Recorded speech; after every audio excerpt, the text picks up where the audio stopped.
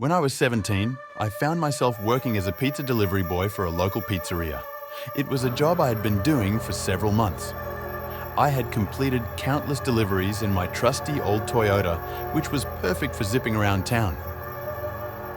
On this particular night, it was a Friday or Saturday, and I was on the closing shift, which ran until 12 a.m. since we stayed open later on weekends. As the evening approached its end, well past 11 p.m., I received the order details from my boss, whom I'll call Mario.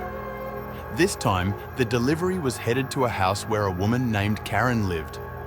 The twist of irony was that this delivery was quite a drive, about 15 minutes away, which was unusual as most orders were relatively close, typically within a 5-minute radius. Given the longer drive, I anticipated a better tip. I grabbed the pizza, got into my car, and started my usual playlist.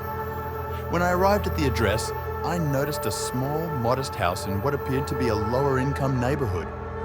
Lights were on in one of the rooms on the ground floor. I approached the front door, but then a woman from the house next door called out, saying they had ordered the pizza by mistake. So I walked over to their front door, where I noticed the doorbell was broken.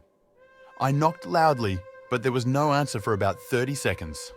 I knocked again, and a woman's voice inside finally responded, asking for a moment. However, it took them another minute to open the door. When the door finally swung open, a woman in her mid-40s greeted me with a flirtatious look up and down, which left me blushing. Another woman of similar age joined her at the door and also seemed to be checking me out. I felt a bit shy around older women, but they made me feel incredibly flustered. The woman who had opened the door, presumably Karen, asked me when I would finish work. I became increasingly nervous as I wasn't experienced with flirting, especially with older women. I replied that this was likely my last delivery, and one of the women suggested I come inside and have some wine with them. Afraid of missing out and worried about what my friends might say, I agreed. They inquired about my age, and I told them I was 21, even though I was younger. They didn't seem to mind if I was under 21. They invited me to sit on the couch, flanked by them. This situation felt surreal, as nothing like this had ever happened to me before. I suspected that these two women were already quite intoxicated. As the evening unfolded, both women became increasingly flirty, complimenting my dimples and my shyness. I sipped the wine they offered, pretending to enjoy it, even though I rarely drank wine at my age. Eventually, one of the women, Chelsea, suggested they show me something in the basement, teasing it as a secret that I'd like. They wanted me to go down first, and I couldn't help but imagine all sorts of scenarios. However, my expectations were far from reality. I approached the basement doorway, peering into the darkness below. I looked back at the women and noticed their expressions had changed from laughter to something more unsettling.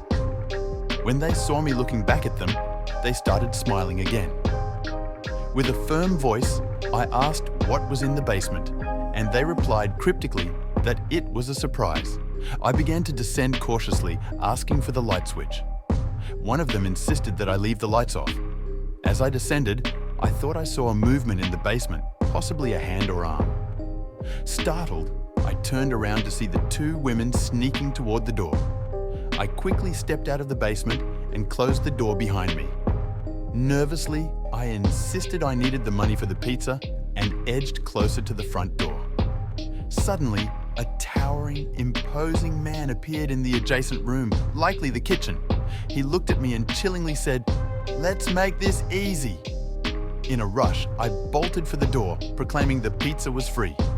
I locked myself in my car, and the man was already outside my passenger side window, trying to open the door and knocking on the glass. I drove away without looking back.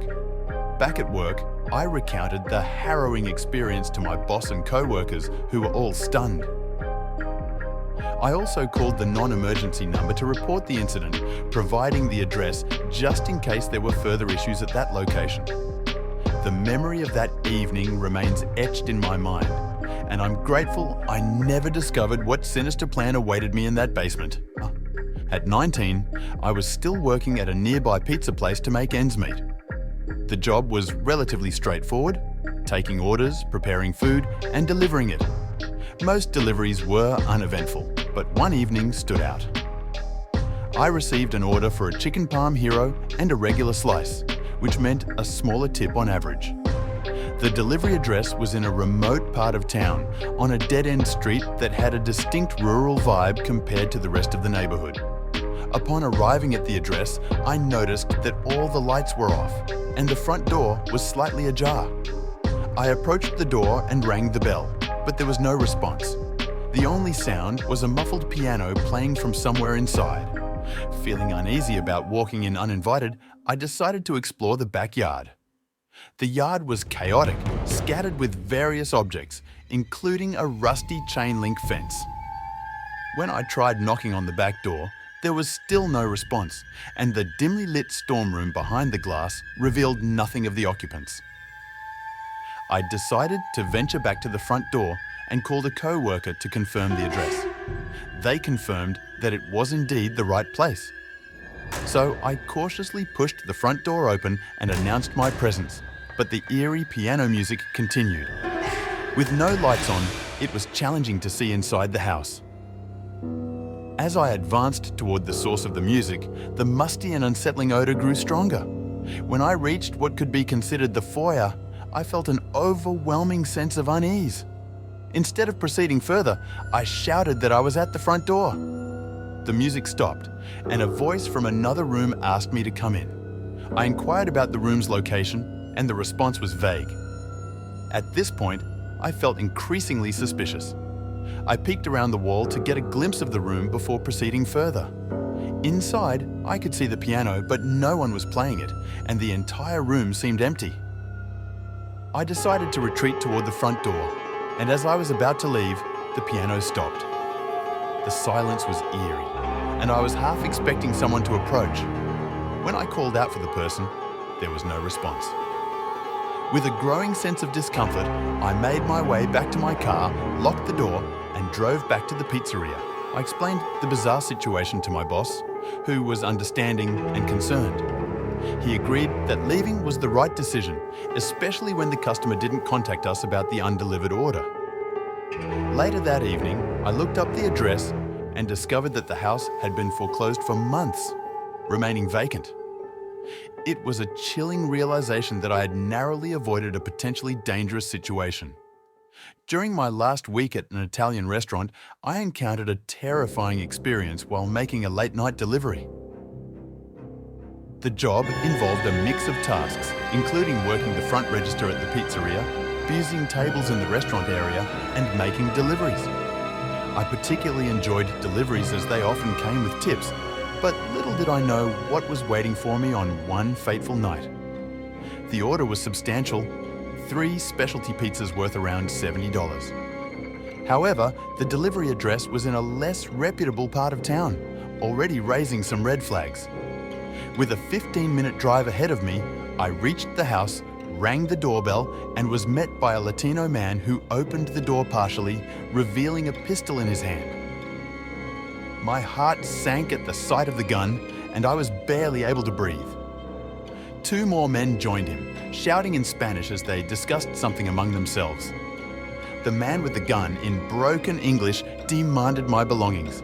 My panic made it difficult to respond, but I gave him my wallet and my phone, a Motorola Razr. In their haste, one of the men even forcefully yanked my wrist to steal my watch. I was scared and speechless, giving them everything they asked for. They then threatened me, warning that if I reported the incident, they would come to my home and harm my family. With nothing left on me but my car keys, they pushed me out of the house, causing me to fall to my hands and knees and sustain some injuries. They slammed the door shut, leaving me on the doorstep. I didn't return to the pizzeria, too shaken to continue working. When I arrived home, my parents noticed my disheveled state and inquired about what had happened. I eventually mustered the courage to tell them the truth, that I had been robbed at gunpoint during a delivery, and the perpetrators knew our address and had threatened to harm us if I reported the incident. My dad, having connections with the police, immediately contacted a friend in the force who ran a background check on the resident of that house. The results were chilling. The man named Rodrigo had 4 prior felony convictions. My dad's police connection coordinated with other officers to surround the house and enter with weapons drawn. 2 of the 3 men were still inside and were subsequently arrested and charged. The man with the prior convictions received a life sentence, and the other man, who had a prior conviction, was sentenced to 5 years.